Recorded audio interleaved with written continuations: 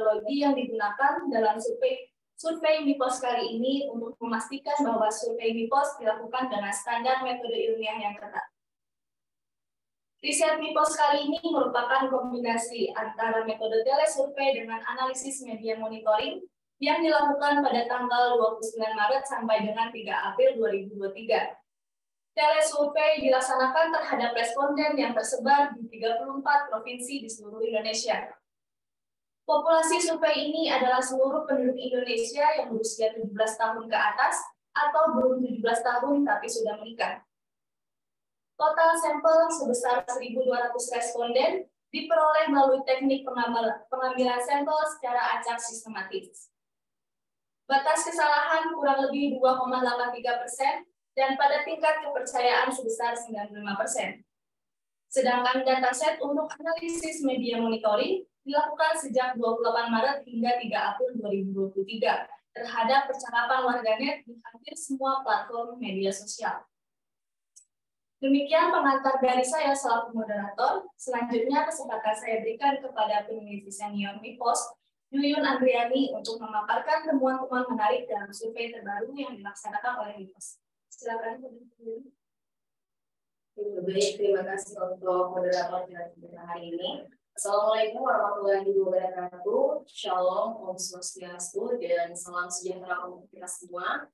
Baik, tadi sudah ada pengantar dari moderator. Nah, kali ini saya Yuyun Andriani sebagai peneliti senior dari MIPOS akan memaparkan hasil temuan survei dengan rilis hasil survei terbaru elektabilitas capres dan partai pasca gonjang-ganjing pembatalan Piala Dunia U20 pada tahun 2023 ini. Baik, dari beberapa pertanyaan yang sudah kami angkatkan kepada para audiens maupun pengguna media sosial, pertanyaan pertama yaitu pertama-tama kepada responden. Kami tanyakan, apakah Anda setuju atau tidak setuju terhadap partisipasi timnas Israel dalam perhelatan Piala Dunia U20 di Indonesia? Nah, di sini sudah dilihat diagram sikap publik terhadap kehadiran timnas Israel. Mengenai partisipasi timnas Israel dalam perhelatan Piala Dunia U20, mayoritas publik atau sekitar persentase 69,5% responden mengaku tidak mempermasalahkan alias setuju. Hanya 18,8% yang menolak alias tidak setuju, dan sebanyak 11,7% responden menjawab tidak tahu. Nah, data ini menegaskan bahwa mayoritas publik bersikap toleran terhadap partisipasi Israel dalam perhelatan Piala Dunia U20 di Indonesia. Oke, next. Pertanyaan kedua. Lantas, kepada responden yang tidak mempermasalahkan partisipasi timnas Israel dalam perhelatan Piala Dunia U20 di Indonesia, kami tanyakan, apa alasan Anda? Alasan tak mempermasalahkan partisipasi Israel sudah tertuang dalam diagram, bisa dilihat olahraga harus dipisahkan dari politik, pemerintah Palestina tak keberatan dengan partisipasi Israel, dan sebagainya. Nah, hasil survei ini menunjukkan bahwa bagian terbesar responden sebanyak 57,2% yang tidak mempermasalahkan partisipasi timnas Israel dalam perhelatan Piala Dunia U20 di Indonesia beralasan bahwa olahraga harus dipisahkan dari politik.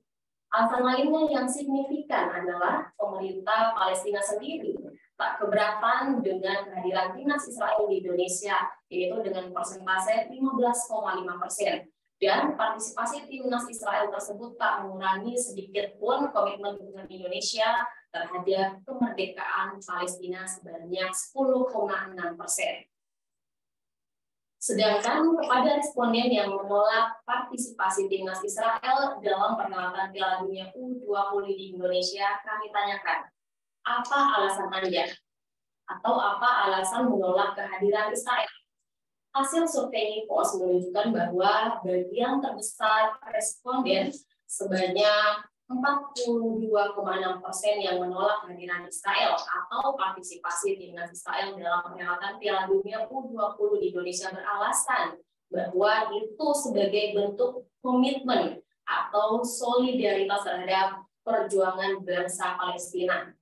Alasan lainnya yang signifikan adalah bahwa sikap penolakan tersebut sesuai dengan amanat konstitusi, yaitu dengan persentase 29,3%. Dan mereka yang beralasan bahwa hingga saat ini Israel masih menjajah Palestina sebanyak 16,7%.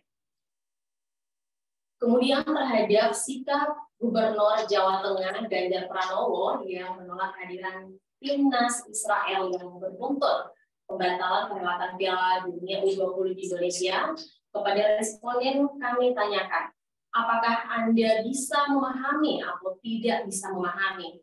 Nah, ini berdasarkan diagram sikap publik terhadap penolakan Ganjar atas kehadiran timnas Israel.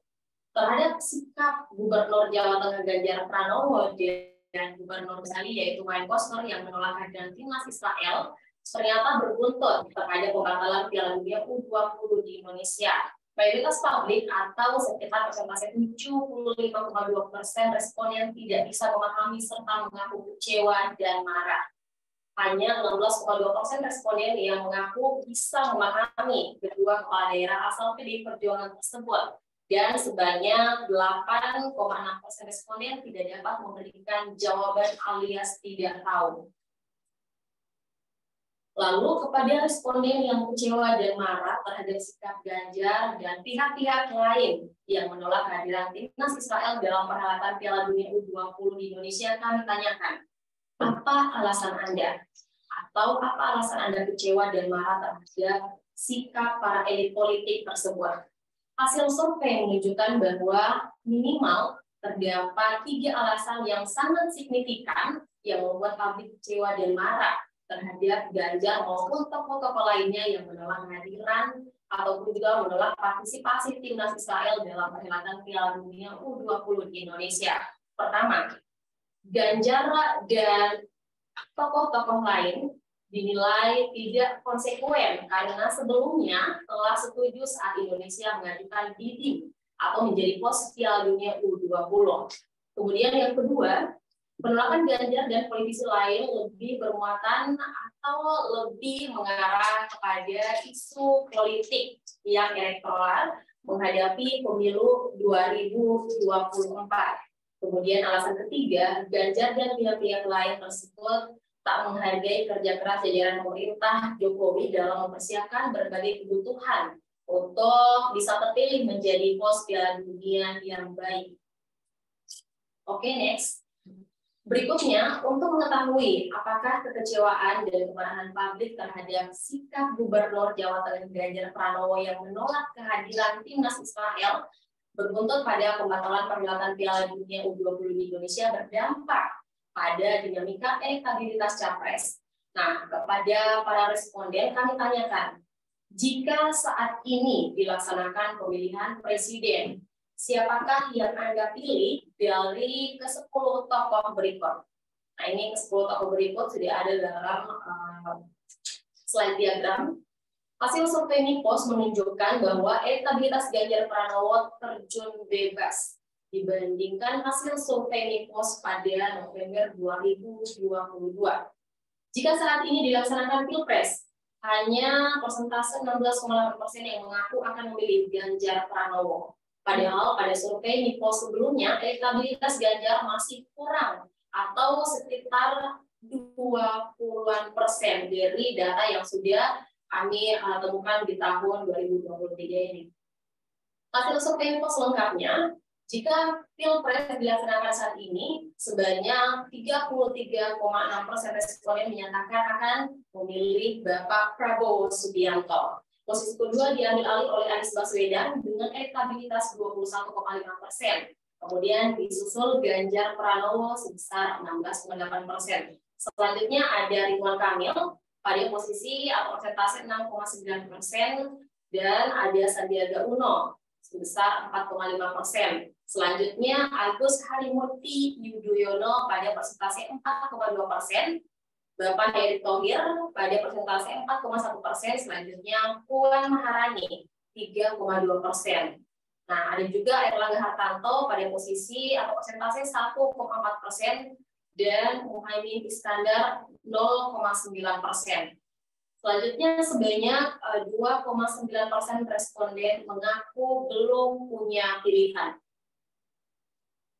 Lantas, untuk mengetahui apakah kekecewaan dan kemarahan publik terhadap sikap Gubernur Jawa Tengah yaitu Ganjar Pranowo yang menolak kehadiran timnas Israel dan pembatalan perhelatan Piala Dunia U20 di Indonesia berdampak terhadap dinamika elektabilitas partai, kepada responden kami tanyakan, jika saat ini dilaksanakan pemilu, partai apakah yang Anda pilih dari 18 partai berikut ini? Nah, di sini sudah ada kurang lebih 10 slide, 10 partai yang ada dalam slide, berikut partai lainnya.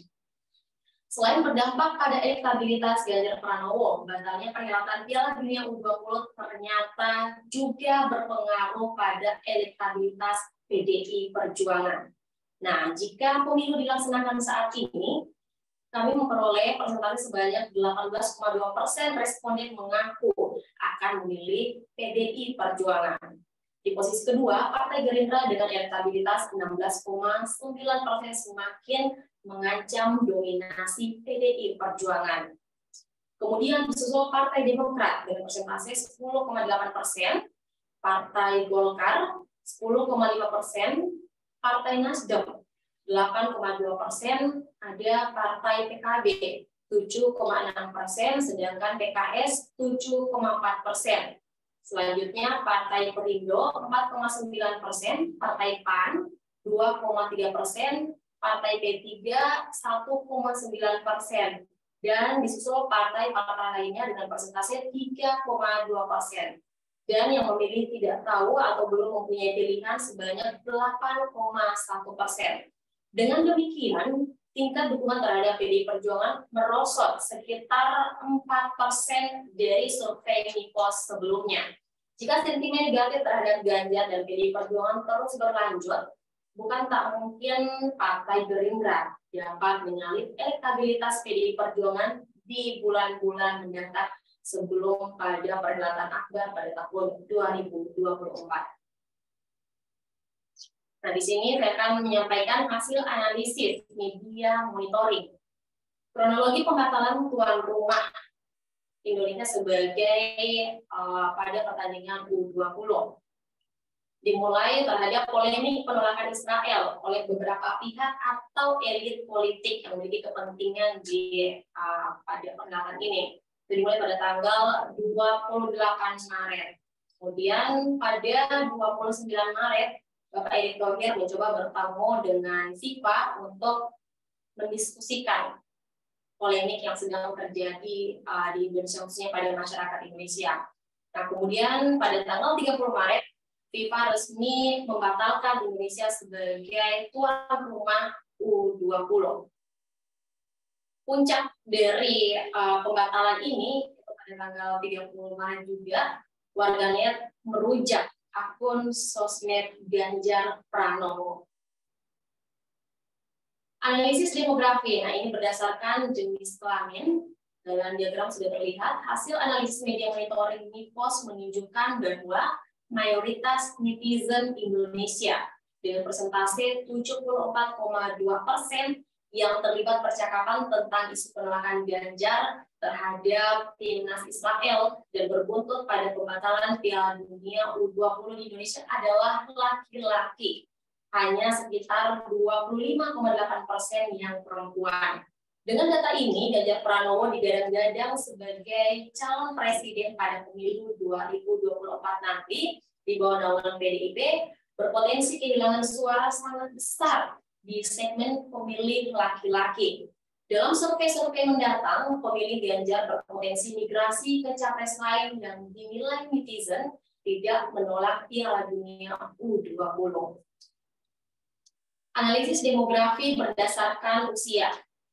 Hasil analisis media monitoring Nipos menunjukkan bahwa mayoritas mutlak netizen yang terlibat percakapan tentang isu penolakan Ganjar terhadap tim Israel dan berbuntut pada pembatalan Piala Dunia U20 di Indonesia adalah berusia sekitar 18 sampai 24 tahun atau dengan persentase 47,2%. dan usia 26-34 tahun dengan persentase 43,3%. Dengan data ini, Ganjar Pranowo yang kemungkinan besar akan diusung PDI Perjuangan sebagai calon presiden pada pemilu 2024 nanti berpotensi kehilangan suara sangat besar di segmen pemilih muda.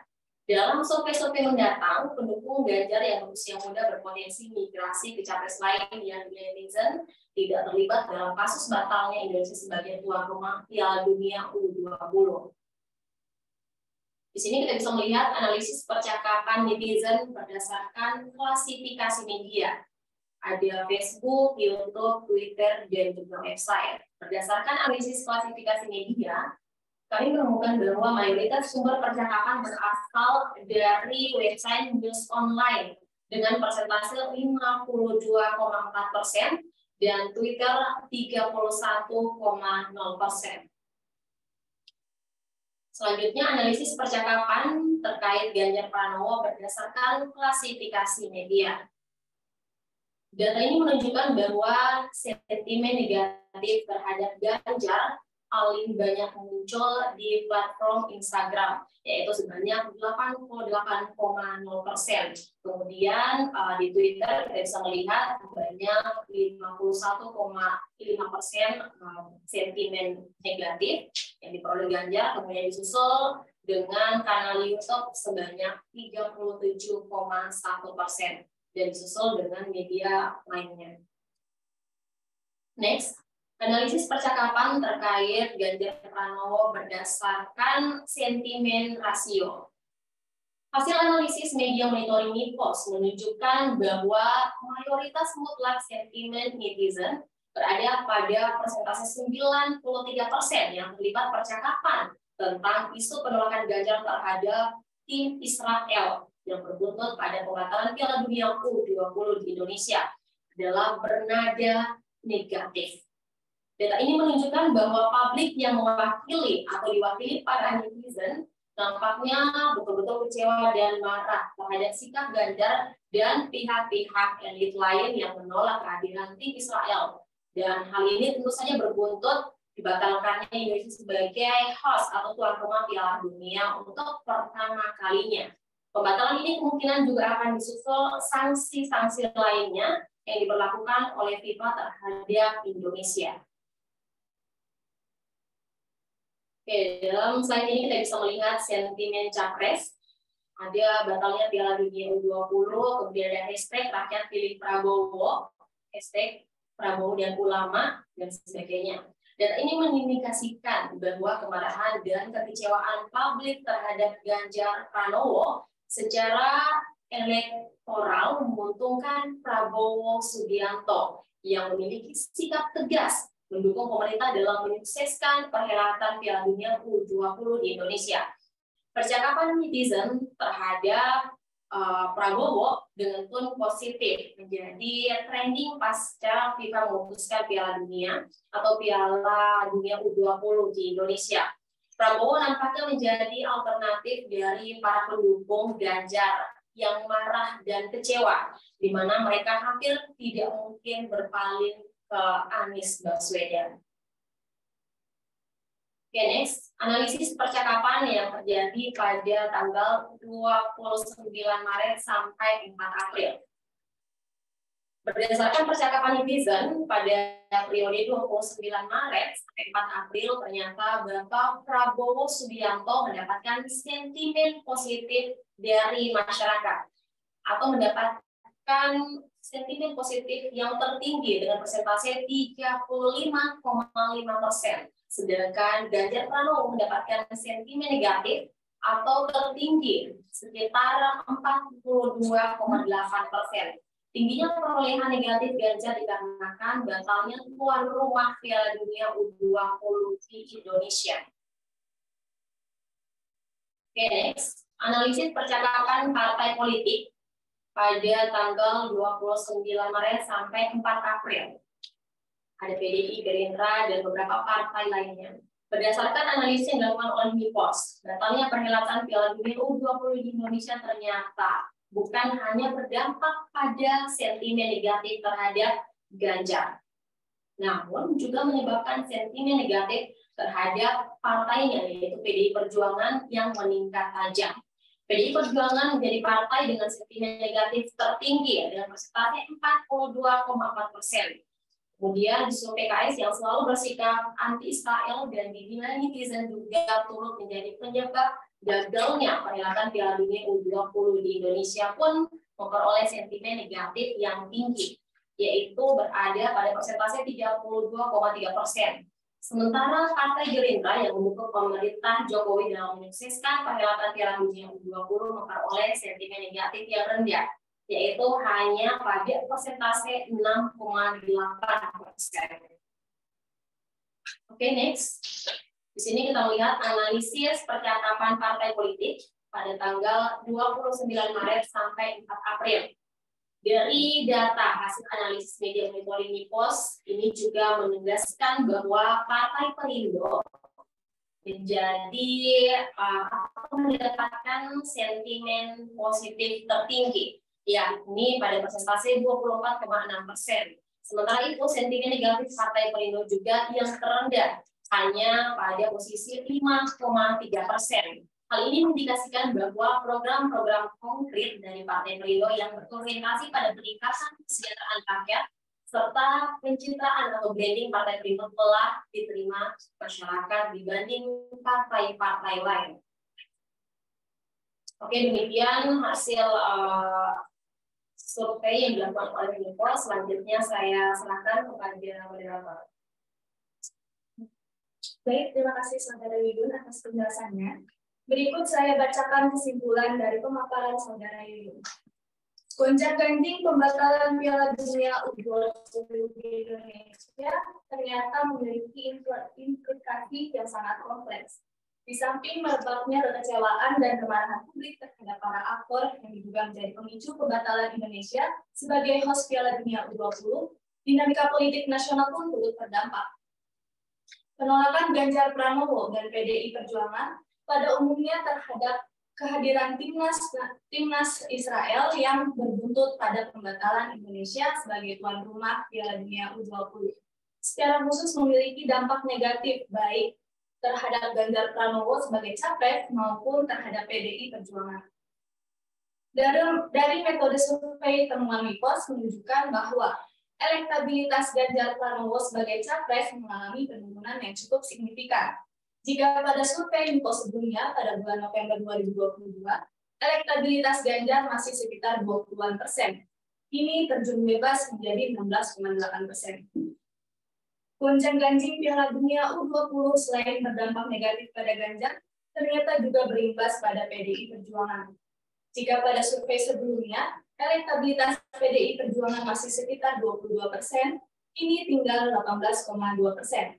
Berarti tingkat penurunan elektabilitas Ganjar dan PDI Perjuangan hampir sama, yakni sekitar 4%. Selain metode survei, MIPOS juga melakukan analisis media monitoring terhadap gonjang-ganjing pembatalan Piala Dunia U20 tersebut. Hasilnya, sentimen negatif terhadap Ganjar Pranowo juga mencapai titik terendah sejak ia disebut sebagai salah satu capres 2024. Percakapan warganet mengenai Ganjar dalam seminggu terakhir memiliki sentimen negatif sebesar 93%. Begitu pula percakapan warganet tentang PDI Perjuangan. Mayoritas mengandung sentimen negatif. PDI Perjuangan menjadi partai dengan sentimen negatif tertinggi, yakni sebesar 42,4%, sementara sentimen yang bernada positif hanya 55,8% alias yang terendah. Partai lain yang juga mendapat sentimen negatif cukup tinggi dari netizen adalah PKS.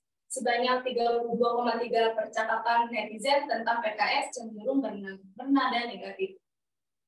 Dengan demikian, aktor-aktor utama yang menolak kehadiran tim Israel dan berbuntut pada pembatalan perhelatan Piala Dunia U20 di Indonesia mendapatkan hukuman dari publik luas, yakni berupa turunnya tingkat elektabilitas dan meningkatnya sentimen negatif terhadap mereka.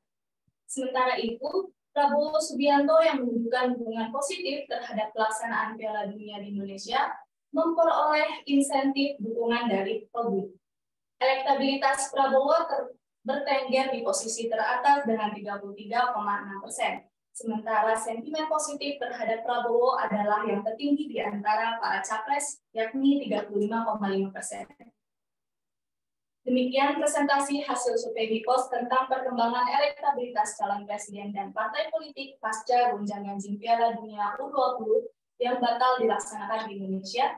Apabila teman-teman wartawan ada pertanyaan, dapat disampaikan secara langsung atau ditulis di kolom chat Zoom ini. Atau langsung bisa menghubungi peneliti senior Bipos, Yuyun Andriani.